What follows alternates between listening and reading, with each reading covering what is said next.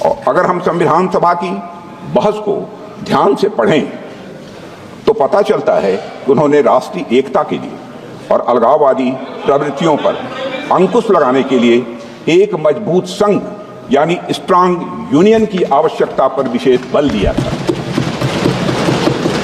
और स्वतंत्रता और समानता के सिद्धांतों पर आधारित एक गणतांत्रिक संविधान की डॉक्टर श्यामा प्रसाद मुखर्जी ने वकालत भी की थी। हमारे वर्तमान संविधान में भी इन्हीं मूल्यों को अध्यक्ष महोदय प्राथमिकता दी गई है, मगर इस बात का कहीं उल्लेख नहीं मिलता है। एक पार्टी विशेष द्वारा संविधान निर्माण के कार्य को हाईजैक और एप्रोप्रिएट करने की कोशिश हमेशा से की गई है। अध्यक्ष महोदय, भारत में कॉन्स्टिट्यूशन मेकिंग से जुड़ी ये सब बातें लोगों से छिपाई गई हैं। इतिहास में जाने पर पता चलता है कि हमारे देश में इस बात पर व्यापक सहमत थी कि भारत का भविष्य किस तरह के कानून से निर्धारित हो। मैं आज यह स्पष्ट करना चाहता हूं अध्यक्ष महोदय कि हमारा संविधान किसी एक पार्टी की देन नहीं है।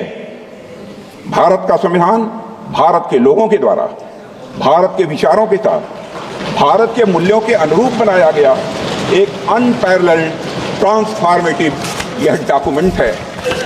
अध्यक्ष महोदय, पश्चिमी सभ्यता में राज्य की अवधारणा नाइट वॉचमैन स्टेट की थी। नाइट वॉचमैन स्टेट का कंसेप्ट विश्व प्रसिद्ध विचारक जॉन स्टुअर्ट मिल के द्वारा दिया गया था, जिसका अर्थ है कि सरकार का दायित्व लोगों की सुरक्षा प्रदान करने तक ही यह सीमित रहे।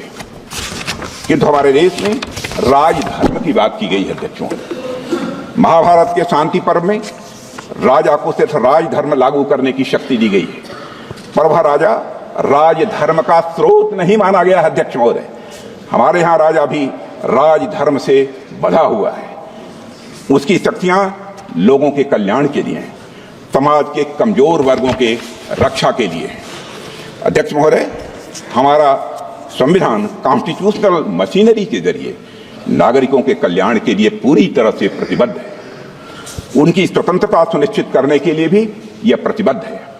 हमारा संविधान नागरिकों के समग्र विकास के रास्ते में आने वाली सभी बाधाओं को हटाने तथा समुचित विकास के लिए अनुकूल परिस्थितियां पैदा करने के लिए राज्य को निर्देश देता है। संविधान के भाग 4 में दिए गए directive principles of state policy से यही भावना निकलकर सामने आती है। अध्यक्ष महोदय, मुझे इस बात का गर्व है, गर्व नहीं बल्कि मुझे गौरव की अनुभूति है कि प्रधानमंत्री नरेंद्र मोदी जी के नेतृत्व में हमारी सरकार सबका साथ, सबका विकास, सबका विश्वास और सबका प्रयास की भावना के साथ यह काम कर रही है।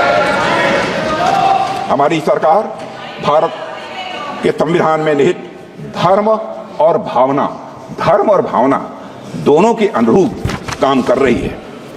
अध्यक्ष महोदय, हमारा संविधान प्रोग्रेसिव है।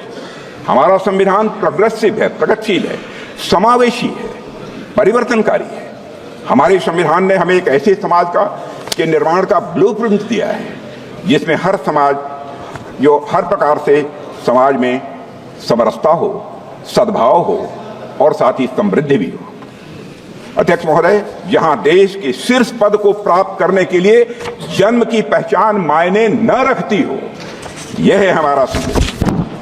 जहां एक गरीब परिवार में जन्म लिया व्यक्ति भी प्रधानमंत्री बन सके, देश का और वह देश का राष्ट्रपति भी बन सके। संविधान क्रियान्वयन के कुछ वर्षों बाद ही संविधान की मूल भावना को ताक पर रख दिया गया था। अध्यक्ष महोदय, लेकिन हमारी सरकार ने संविधान के मूल्यों को खुले और सच्चे मन से स्वीकार किया है।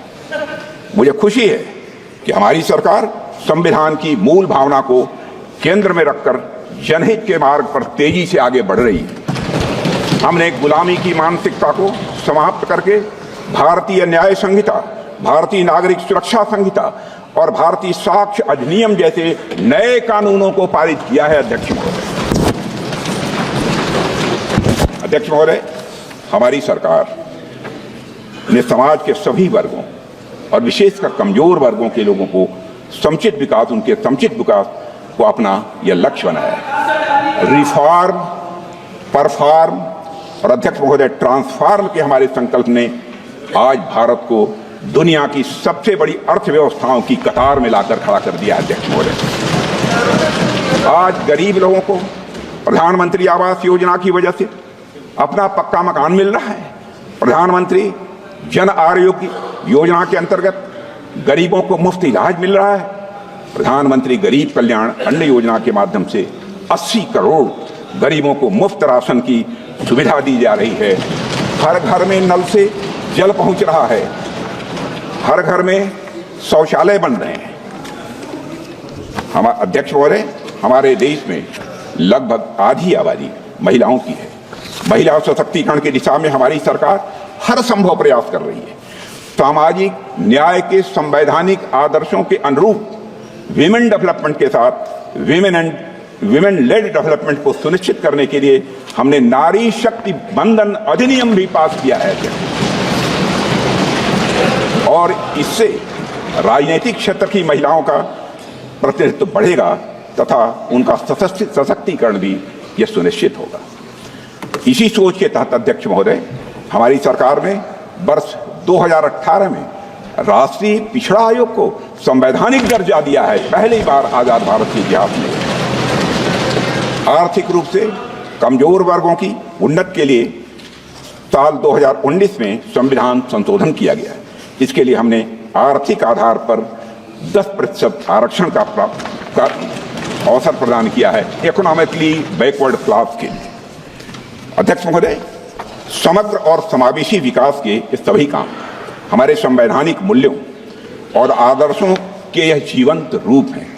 हमारी सरकार ने न सिर्फ संविधान के मूल्यों को केंद्र में रखकर काम किया है, बल्कि संविधान को लेटर एंड स्पिरिट में बखूबी हमारी सरकार ने लागू किया है।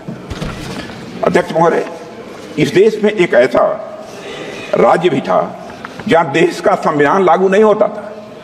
संसद के कानून भी पूरी तरह लागू नहीं होते थे।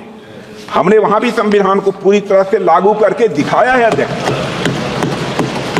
और आज पूरा देश उस निर्णय का सकारात्मक परिणाम अपनी प्रत्यक्ष आंखों से देख रहा है। हाल में चुनाव संपन्न हुए हैं, रिकॉर्ड मतदान हुआ है अध्यक्ष महोदय, लंबे समय बाद हुआ है। एक भी हिंसा की घटनाएं मतदान के दौरान नहीं हुई है।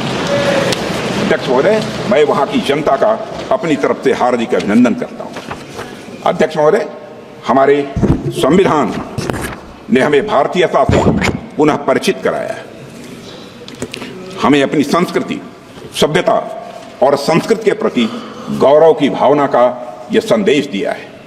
जैसे हमारे संविधान की मूल प्रति के भाग 3 में, जिसमें मौलिक अधिकारों का वर्णन है, उसमें भगवान श्री राम, मां सीता जी और प्रभु लक्ष्मण जी की तस्वीर भी अंकित है।